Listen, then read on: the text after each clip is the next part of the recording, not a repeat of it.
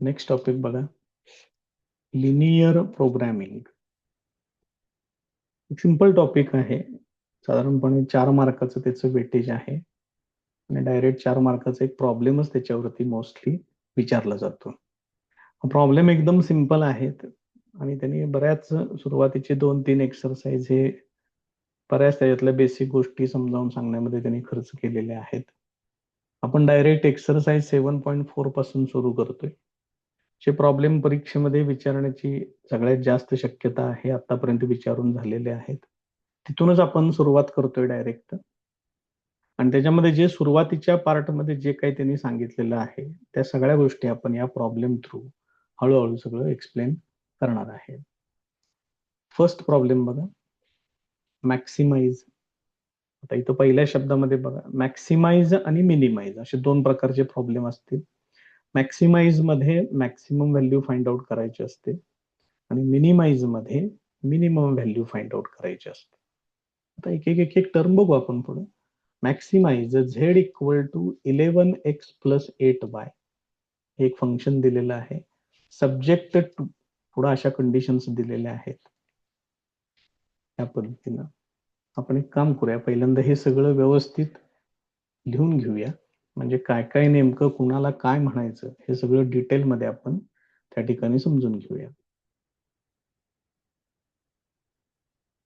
Maximise z equal to 11x plus 8y. इकडे घेतोय sir. Subject to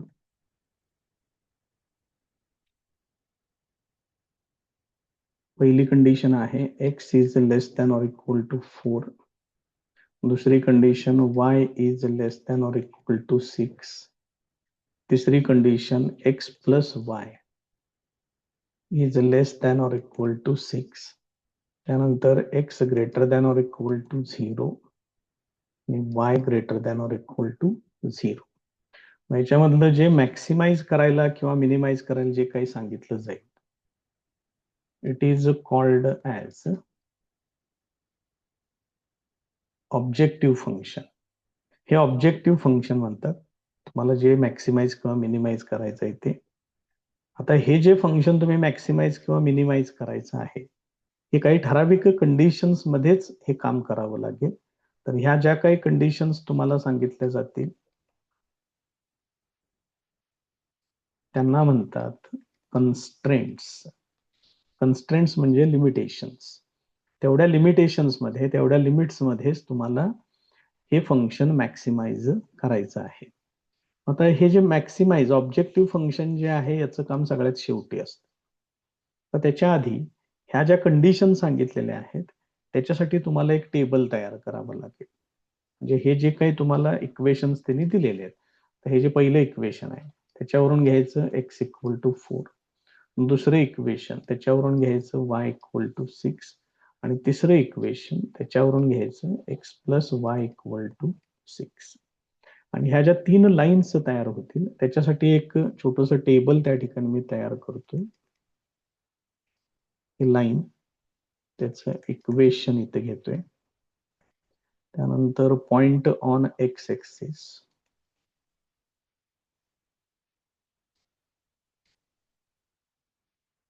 काम करूया थोडस, जागा पुढे लागणार आहे मला थोडीशी.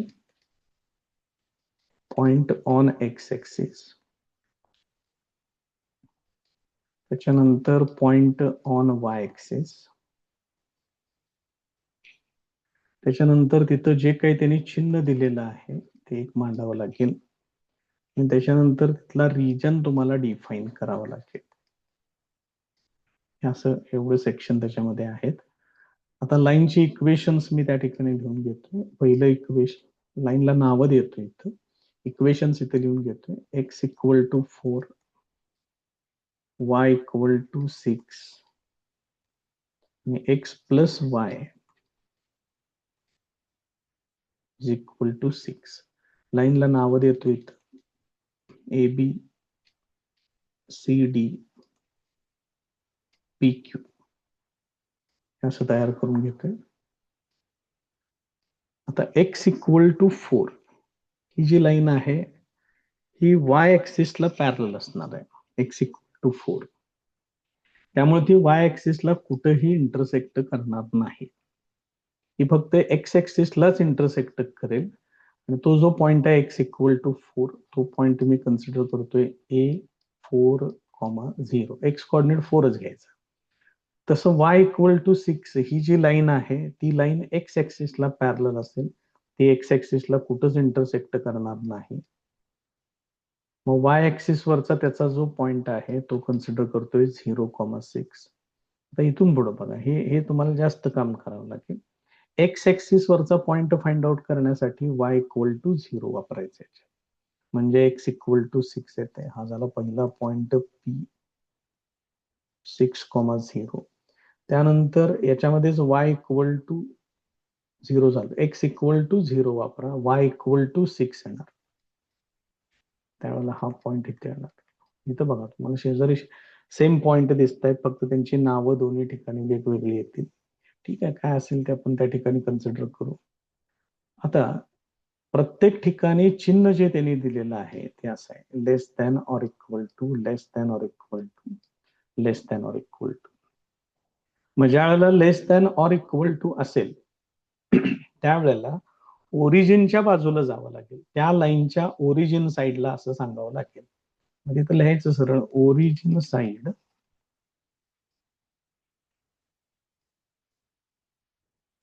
Of A B. इथं पण तसंच येणार,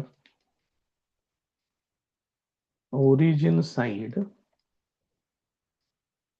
ऑफ सी डी. इथं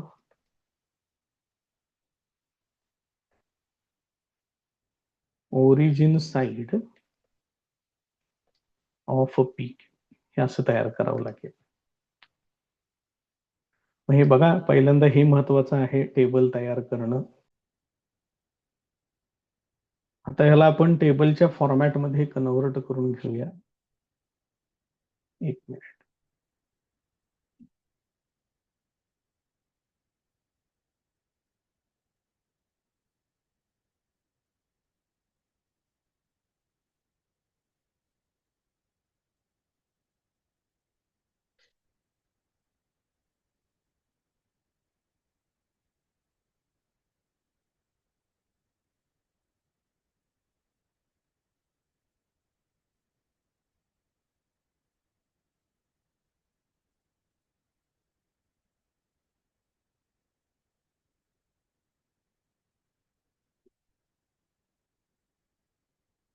या पद्धतीनं ते व्यवस्थित तयार करून घ्या.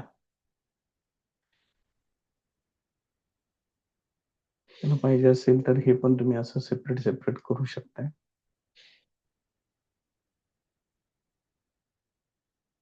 या पद्धतीने हे टेबल तयार होईल. हे महत्वाचं राहील त्याच्यातलं. आता या टेबलनुसार आपल्याला ग्राफ तयार करायचा आहे. त्या ग्राफसाठी आता आपण पुढची व्यवस्था करूया. तर याच्यामध्ये एक महत्वाची कंडिशन ती पहिल्यांदाच बघून घेऊया. बघा, इथं त्यांनी पहिल्यांदाच असं सांगितलेलं आहे की एक्स आणि वाय हे दोन्ही पण पॉझिटिव्हच पाहिजेत. याचा अर्थ निगेटिव्ह मध्ये कुठेही जायचं नाही आपल्याला. त्यामुळं हा जो ग्राफ येईल तो कंपल्सरी फर्स्ट क्वाड्रंट मध्येच येणार आहे. ही पहिली गोष्ट. दुसरं, इथं येणाऱ्या व्हॅल्यूज जरा चेक करून ठेवायच्या. आता इथं एक्स ची जास्तीत जास्त व्हॅल्यू आहे 6, वाय ची पण जास्तीत जास्त व्हॅल्यू 6च आहे. त्यामुळे तुम्हाला scale 1 centimetre equal to 1 unit एवढं सफिशियंट होतं याच्यामध्ये. ज्या ठिकाणी व्हॅल्यूज थोड्या हायर रेंजमध्ये जातील त्या ठिकाणी तुम्हाला स्केल बदलावं लागेल, हे लक्षात ठेवा. तर आपण याचा ग्राफ तयार करूया. ग्राफ पेपरवरतीच तुम्हाला परीक्षेमध्ये काम करायचं आहे. मी इथं तुम्हाला पूर्ण ग्राफ तयार करूनच देतो इथं. त्या निमित्तानं प्रोसिजर सगळी समजेल तुम्हाला काय काय आहे ते. त्याच्यावरती मार्किंग करून घेतोय 1 2 3.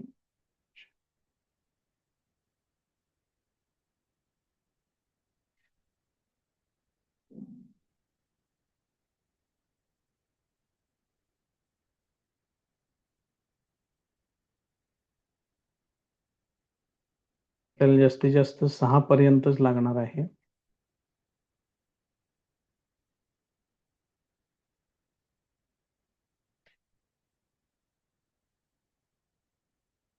या पद्धतीने येईल.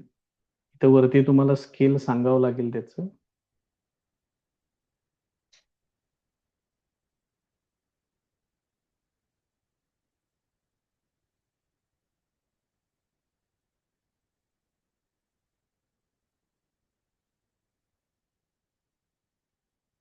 या पद्धतीने येईल. आता त्याच्यातले एक एक लाईन्स आपल्याला ड्रॉ करायच्या आहेत. पहिली लाईन आहे x=4. आता याच्यामध्ये बेसिक माहित पाहिजे. वाय ऍक्सिसचं इक्वेशन असतं x=0. एक्स ऍक्सिसचं इक्वेशन असतं y=0. माहित असू दे. मग x=4 याचा अर्थ ही लाईन वाय ऍक्सिसला पॅरलल असेल आणि ती 4 मधून पास होईल.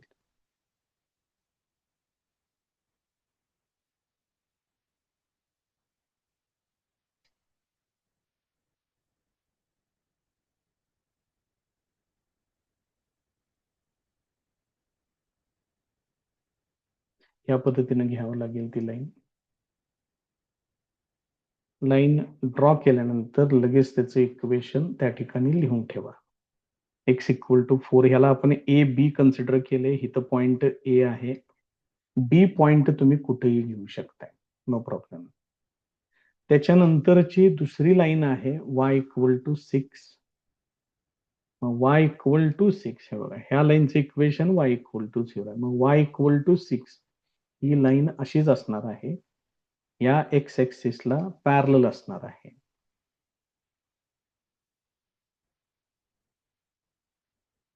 या पद्धतीने येईल. या लाईनचं इक्वेशन y=6. ती लाईन सी डी कन्सिडर केलेली आहे. पॉइंट डी वाय ऍक्सिस वरचा पॉइंट आहे, त्यामुळे इथं पॉइंट डी येणार आहे.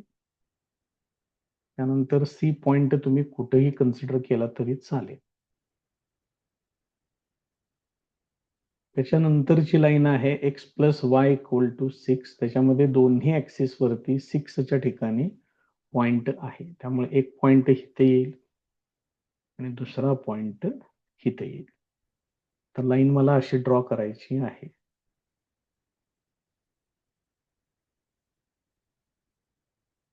या पद्धतीने येणार आहे ते.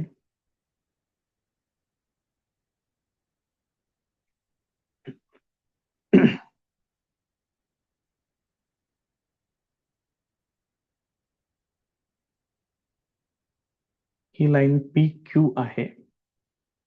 एक्स ऍक्सिस वरती पी पॉइंट आहे, वाय ऍक्सिस वरती क्यू पॉइंट आहे.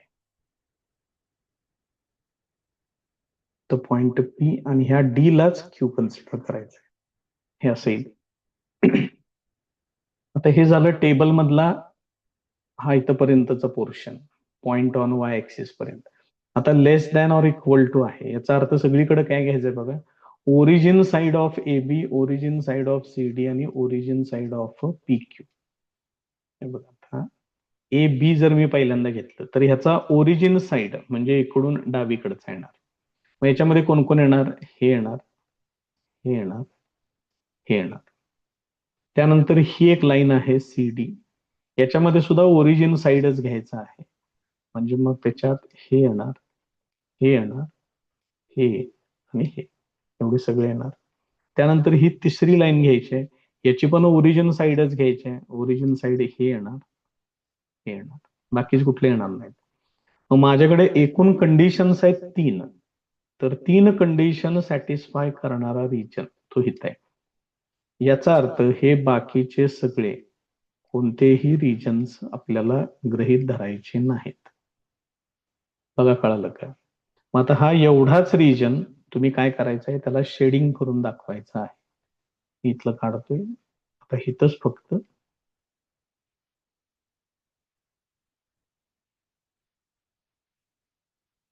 असं वेगळ्या कलरनं त्याला आपण शेडिंग करून दाखवूयात.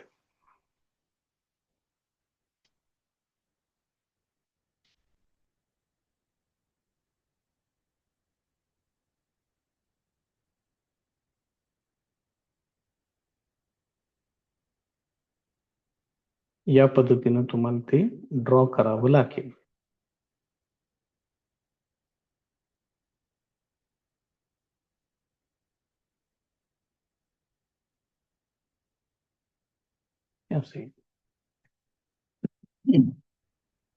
आता इथला पॉइंट आहे डी, इथला ओरिजिन आहे, इथं ए आहे, इथे एक नवीन पॉइंट मिळाला, त्याला मी कन्सिडर करतोय एम. मग हे त्या टेबलवरून एवढं सगळं तुम्ही तयार करायचं आहे. तर त्याच्या पुढे लिहितोय आता आता हा जो रिजन लिहिलेला आहे, या रिजनला म्हणतात फिजिबल रिजन. माहिती असू दे शब्दप्रयोग तो. हा जो रिजन आहे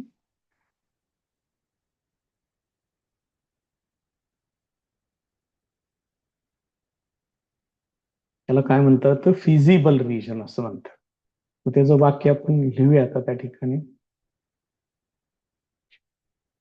तर ग्राफचं काम झालेलं आहे, म्हणजे ग्राफ ड्रॉ करायचं काम झालेलं आहे. त्याच्यावरून आता बाकीच्या गोष्टी बघा.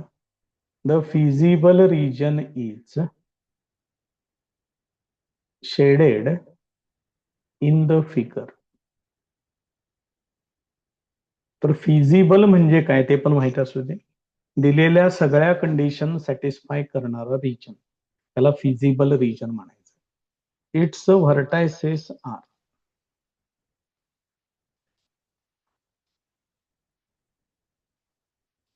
मग त्याचे व्हर्टायसेस ओरिजिन एक आहे, नंतर अजून कोण कोण आहे बघा. हा पॉइंट डी किंवा क्यू कुठलाही घेतला तरी चालेल. डी 0,6, त्यानंतर ए इथे एक आहे तो. बरोबर या फिजिबल रिजनला बाउंड करणारे व्हर्टायसेस घ्यायचे असतात, 1, 2, 3 आणि 4. मग पॉइंट ए एक आहे, तो आहे 4,0 अँड एम. मग आता यापैकी आपल्याला हे पहिले 3 पॉइंट माहिती आहे, मात्र यम पॉइंट माहिती नाहीये. मग यम हा कुणाचा पॉइंट ऑफ इंटरसेक्शन आहे तेवढं बघा. M x plus y equal to 6 आणि ही जी लाईन आहे एक्स इक्वल टू 4, या दोघांचा पॉइंट ऑफ इंटरसेक्शन आहे, ते एक सांगावं लागेल त्या ठिकाणी.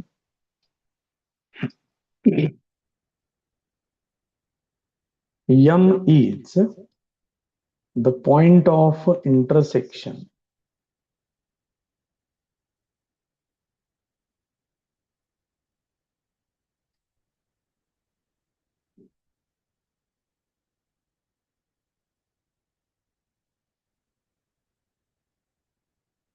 of the lines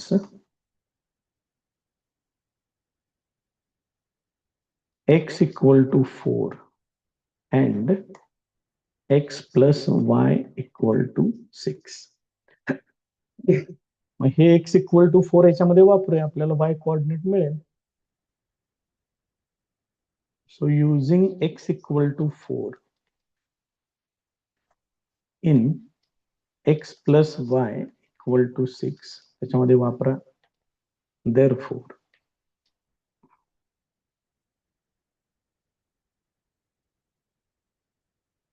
असेल, त्याच्यावरून तुम्हाला पॉइंट यम मिळेल.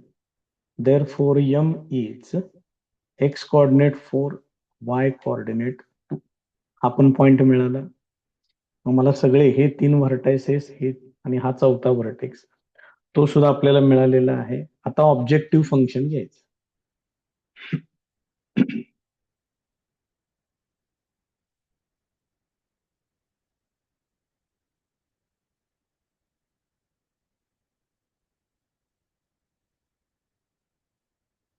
नाव द ऑब्जेक्टिव्ह फंक्शन इज, अगदी सुरुवातीला वरती लिहून ठेवलेलं आहे बघा.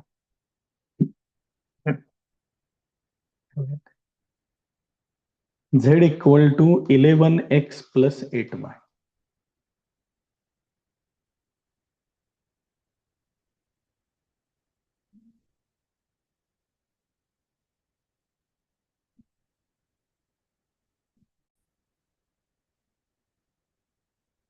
The objective function is z equal to 11x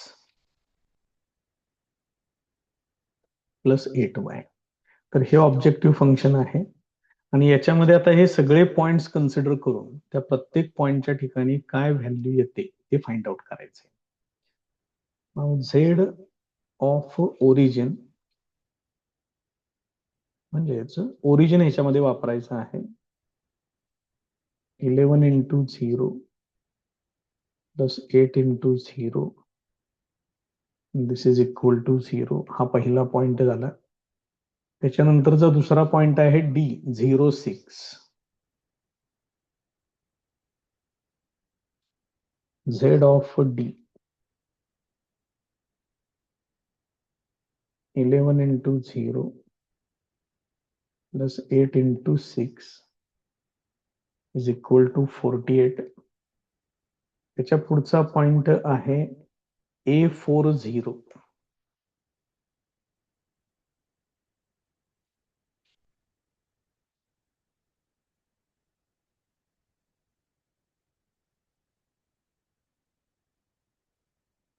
येणार आहे 44 आणि शेवटचा पॉइंट आहे तो आहे M42.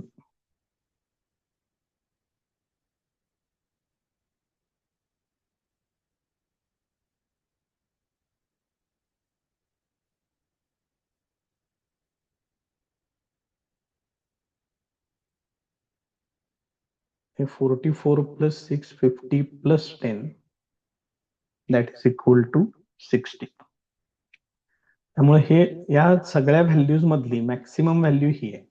Therefore Z has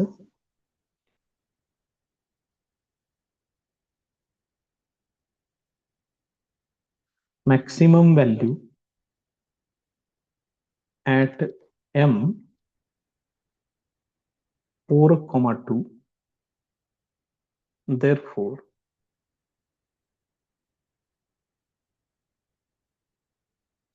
z is maximum when x equal to 4 and y equal to 2. हे त्याचं फायनल आन्सर आहे. त्यामुळं टाईप खूप सोपं आहे, फक्त जरा प्रोसेस आहे, तेवढी प्रोसेस फक्त व्यवस्थितपणे समजून घ्या.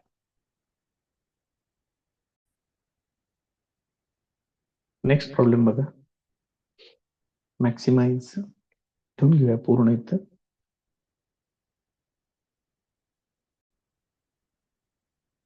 हे सेपरेट लिहून घेतो इथं.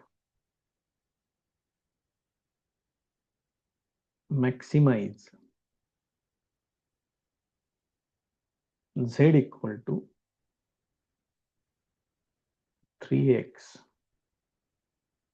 plus 5y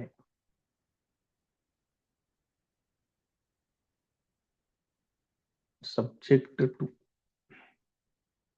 इक्वेशन्स बघा काय काय आहे. x plus 4y less than or equal to 24. त्यानंतर 3x plus y less than or equal to 21. x plus y less than or equal to 9.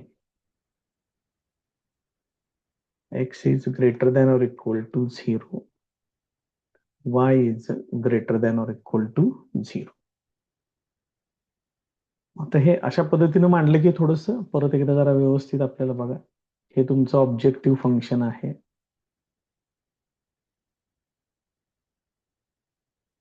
त्यानंतर हे जे काही सगळे लिमिट्स सांगितलेले आहेत त्यांना म्हणतात कन्स्ट्रेंट्स. आता सगळ्यात पहिल्यांदा या कन्स्ट्रेंट्स वरून लाईन्सचं टेबल तयार करा. एकूण 1 2 3 तीन इक्वेशन्स तुम्हाला सापडतील. त्यामुळे 3 लाईन्स तुम्हाला कन्सिडर कराव्या लागतील. इथे लाईन्स, त्यानंतर इक्वेशन ऑफ लाईन, इथे येणार पॉइंट ऑन एक्स ऍक्सिस,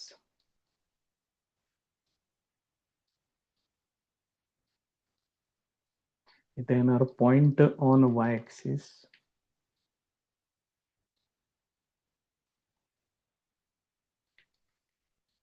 त्यानंतर त्यांनी दिलेलं जे चिन्ह आहे ते,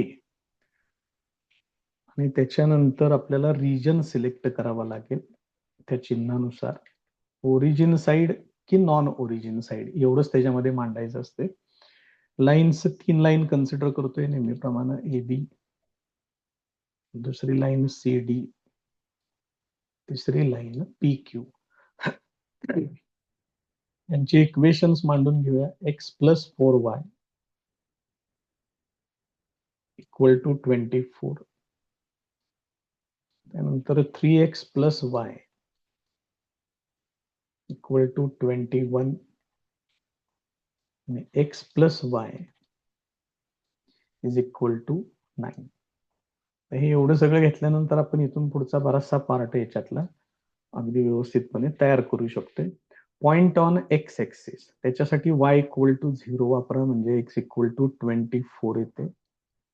म्हणजे पॉइंट ए येणार 24,0. त्यानंतर मला पॉइंट ऑन वाय ऍक्सिस पाहिजे. एक्स इक्वल टू 0 घेतलं तर 4y 24 येते, y इक्वल टू 6 येते, 0,6. त्यानंतर सी डी साठी एक्स ऍक्सिस वरचा पॉइंट म्हणजे y equal to 0, x equal to 7 येणार. तो पॉइंट सी घेतोय मी, 7,0. त्यानंतर एक्स इक्वल टू 0 वापरलं तर y इक्वल टू 21 येणार, 0,21. त्यानंतर इथं एक्स 0 वाय 0 काही जरी घेतलं तरी व्हॅल्यू 9 येणार इथं. त्यामुळे पॉइंट पी येणार 9,0, पॉइंट क्यू येणार 0,9. तिन्ही इक्वेशन्स मध्ये हेच चिन्ह आहे. त्यामुळे तुम्हाला ओरिजिन साइडच सिलेक्ट करावं लागेल. रिजन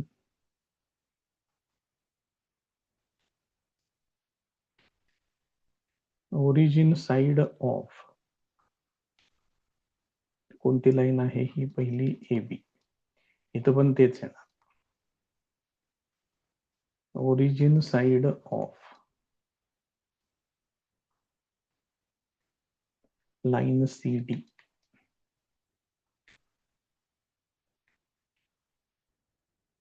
इथं origin side of line P Q.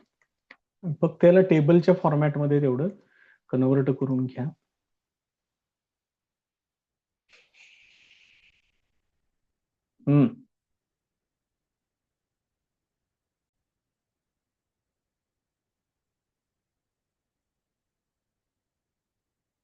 तर टेबल पूर्ण करून घ्या हे.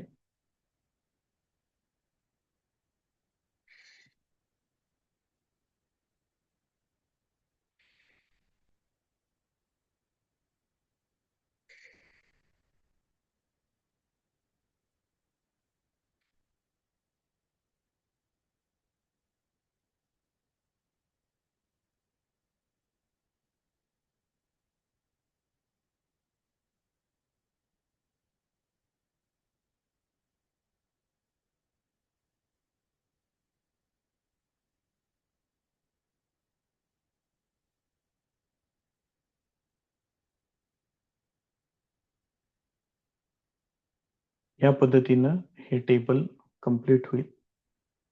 आता या टेबलवरून आपण ग्राफ तयार करूया. तर हे टेबल पूर्ण तयार झाल्यानंतर याच्यामध्ये एक्स ची मॅक्सिमम व्हॅल्यू बघा 24 आहे, वाय ची मॅक्सिमम व्हॅल्यू 21 आहे. याचा अर्थ आपल्याला scale 1 centimetre equal to 1 unit घेऊन चालणार नाहीये. या रेंज पर्यंत जर जायचं असेल तर आपल्याला स्केल वाढवावं लागेल. 1 सेंटीमीटर इक्वल टू 3 युनिट्स असं घेऊन या ठिकाणी ग्राफ तयार करूया.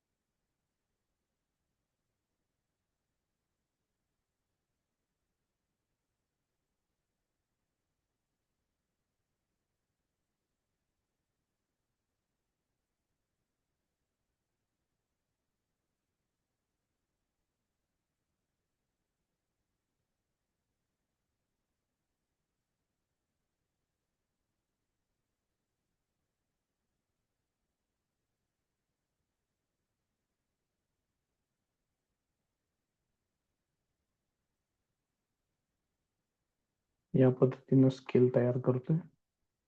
एक्स ऍक्सिस, वाय ऍक्सिस, आठवणीने लिहित चला.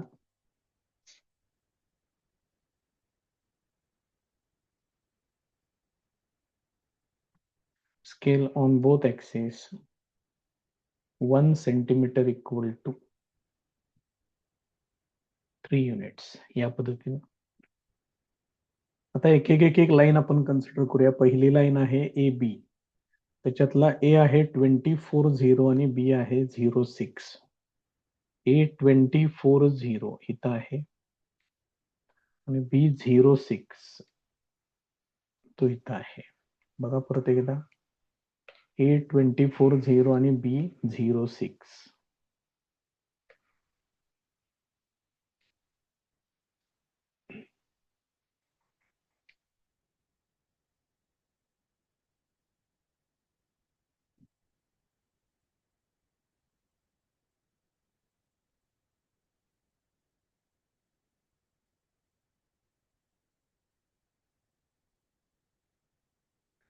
या पद्धतीने ही लाईन येईल. लाईन ड्रॉ केल्या केल्या त्याचं इक्वेशन लिहित चला. X plus 4y equal to 24. कसं होतंय, नंतर इक्वेशन्स चुकतात, इकडची तिकडं होतात. त्यामुळे पॉइंट ऑफ इंटरसेक्शन सुद्धा चुकू शकतो. दुसरं इक्वेशन आहे 3x plus y equal to 21. त्याला 7 0. आता याचे मला 3 समान भाग कन्सिडर करावे लागतील, 7, 8, 9 या पद्धतीनं. आणि 7 0 म्हणजे हा पॉइंट मला घ्यावा लागेल इथला. बघा लक्षात येते का, हा पॉइंट सी आहे आणि तो आहे 7,0. आणि पॉइंट डी कुठे आहे बघा, पॉइंट डी आहे 0,21. तो वाय ऍक्सिस वरती आहे, तो इथे येणार या पद्धतीनं. आता ही लाईन मला ड्रॉ करायची आहे. एक मिनिट, हा पॉइंट कुठला आहे, हा पॉइंट डी आहे. लाईन ड्रॉ करूया आता.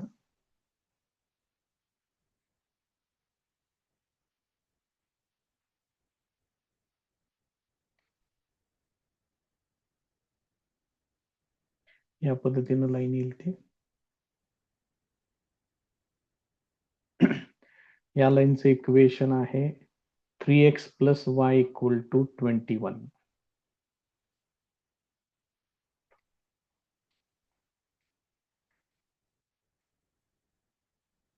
ही दुसरी लाईन झाली.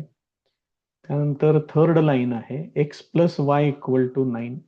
दोन्ही ऍक्सिस वरती 9 9 घ्यायचं आहे. तर इथं 9 येणार या ठिकाणी, इथं 0 9 ते येणार या ठिकाणी, हे असेल. आणि ही लाईन ड्रॉ करायची आता आपल्याला.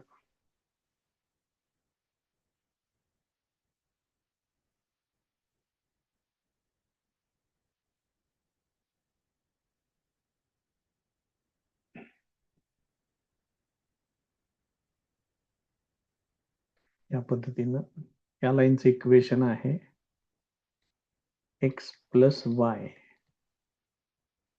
इज इक्वल टू 9, हे असेल. आता या सगळ्या लाईनच्या बाबतीत आता हे काम झालं, लाईन सगळ्या ड्रॉ केल्या म्हणजे इथपर्यंतचा पार्ट आपला झालेला आहे. आता सगळीकडे चिन्ह आहे less than or equal to. त्यामुळे तुम्हाला प्रत्येक लाईनचा ओरिजिन साइड कन्सिडर करावं लागेल. आता समजा ही जर फर्स्ट लाईन मी घेतली, याचं ओरिजिन साइड म्हणजे हे येणार, हे पण येणार, हे पण येणार आणि हे पण येणार. बघा कंडिशन्स लक्षात येते का, ए बी साठी झालं. त्याच्यानंतरची लाईन आहे सी डी, ती इथं आहे. याच्यासाठी सुद्धा लेस दॅन जर तुम्ही घेतलं तर हे येणार, हे येणार, हे येणार, हे येणार. इकडले हे 2 पार्ट, हा किंवा हा पार्ट येणार नाही. त्यानंतर तिसरी लाईन कन्सिडर करूया आपण, ती इथं आहे. याची पण ओरिजिन साइड जर घेतली तर हे येणार, हे येणार, हे काही येणार नाहीये, हा छोटा त्रिकोण. त्यानंतर हा पार्ट येणार इथला. त्यामुळे 3 कंडिशन्स पैकी तीनही कंडिशन सॅटिस्फाय करणारा रिजन तो इथं आहे. बाकीचे सगळे रिजन्स तुम्ही इथनं कॅन्सल कन्सिडर करू शकता यांना या पद्धतीनं. त्यामुळे हाच एवढा छोटासा रिजन जो आहे तो त्याचा करेक्ट रिजन त्या ठिकाणी तुम्हाला मिळेल. तर ह्याला आपण काय करूया, ह्याला शेडिंग करून घेऊया.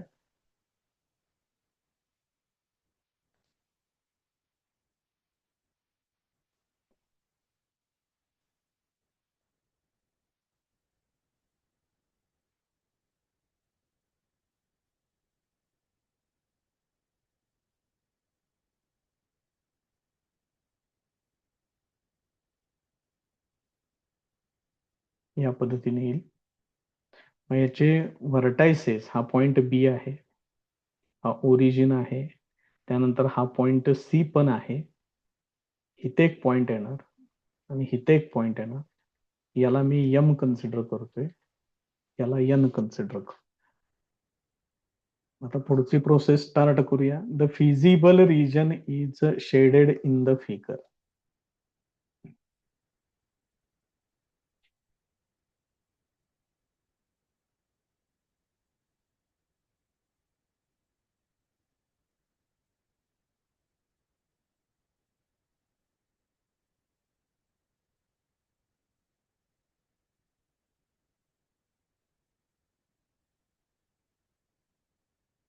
It's vertices R.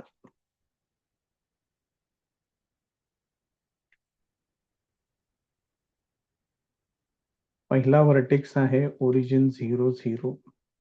त्याच्यानंतर एक्स ऍक्सिस आणि वाय ऍक्सिस वरचे पॉइंट आहेत. इथं पॉइंट सी आहे, तो आहे 7 0. त्यानंतर इथं आहे पॉइंट बी, तो आहे 0,6. त्याच्यानंतर आहे यम अँड एन. त्याच्यातले यम आणि एन हे आता आपल्याला माहिती नाही, एक एक एक पॉइंट घेऊयात आपण. यम पॉइंट बघा कुणाचा पॉइंट ऑफ इंटरसेक्शन आहे, ही एक line x plus y equal to 9 आणि ही दुसरी line 3x plus y equal to 21. मग तो हे दोन इक्वेशन सोडवायचे म्हणजे तुम्हाला पॉइंट यम मिळेल. M is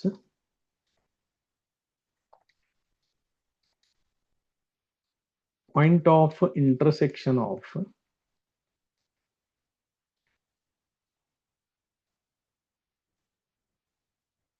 the lines. इथं यम पॉइंट आहे, ही पहिली line 3x plus y equal to 21 आणि ही दुसरी line x plus y is equal to 9. आता ह्या दोन लाईन्स किंवा ही दोन इक्वेशन्स आपण सोडवूया म्हणजे आपल्याला पॉइंट यम मिळेल. 3x plus y equal to 21 आणि x plus y is equal to 9. यांची सबट्रॅक्शन करायचे आहे. 3x मायनस एक्स ते होणार 2x. हे y मायनस वाय कॅन्सल होईल. इथं 21 मायनस 9 ते येणार 12. Therefore x equal to 6. हे x इक्वल टू 6 दुसऱ्या इक्वेशन मध्ये जर वापरलं तर y इक्वल टू 3 येते. x equal to 6, y equal to 3. सोपा आहे त्यामुळे डायरेक्ट घेतलंय. देअरफॉर m इज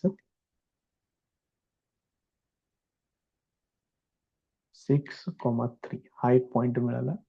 आता पॉइंट एन कुणाचा पॉइंट ऑफ इंटरसेक्शन आहे बघा, एन इथं आहे, ही एक लाईन आहे, त्याचं इक्वेशन असं आहे. एन हे दुसरं इक्वेशन. N is a point of intersection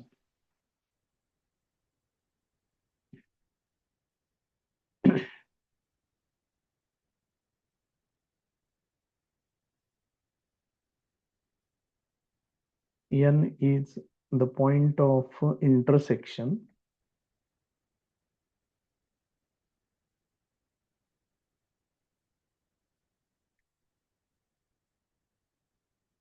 of the lines परत एकदा बघा काय काय आहेत. इथे n आहे, एक आहे x plus y equal to 9, त्याचा काही प्रश्नच नाही. हे आहे x plus 4y equal to 24.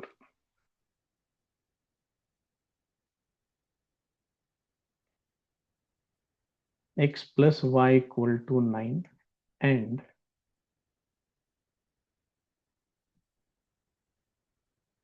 x plus 4y equal to 24. मग आता ही दोन इक्वेशन्स सोडवायला घ्या.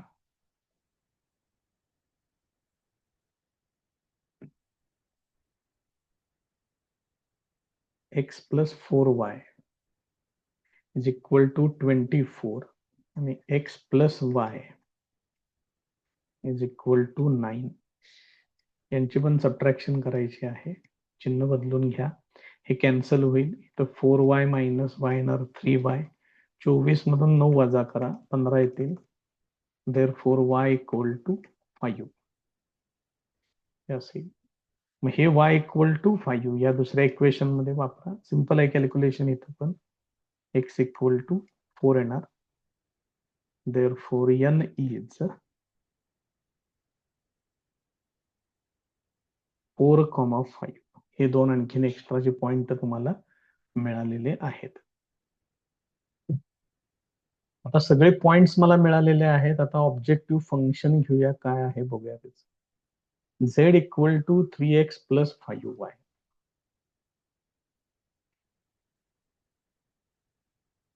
Now the objective function is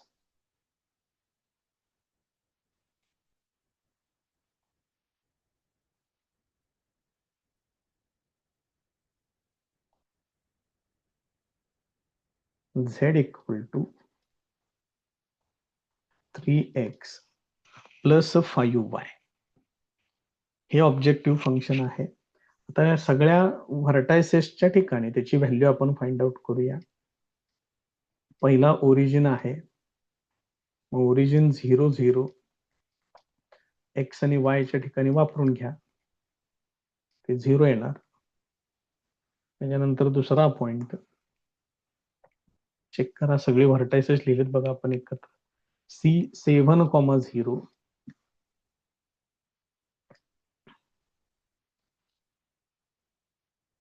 म्हणजे 3 इंटू 7 5 इंटू 0 ते येणार 21. तिसरा पॉइंट B0,6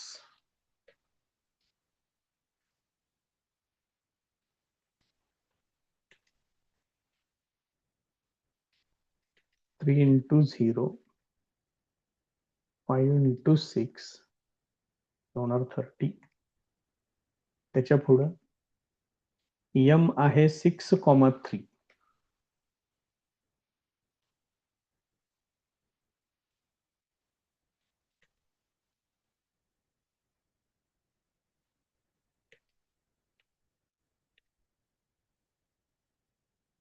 हे काय होणार, हे येणार 18, हे येणार 15. 18 5 23 आणि 10 33 एवढे येणार. आणि n आहे 4,5.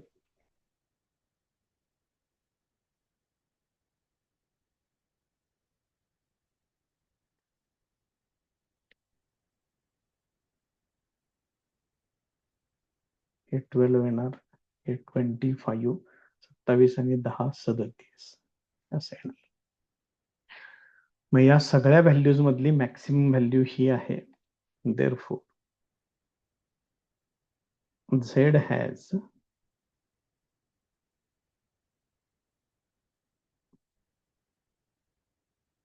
maximum value is equal to 37 at n 4,5. therefore z is maximum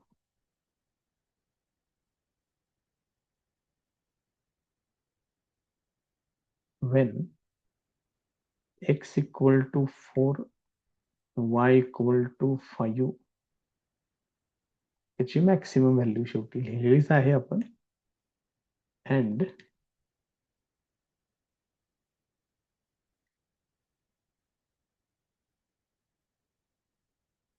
it's maximum value is equal to 37. हे या पद्धतीनं पूर्ण होईल.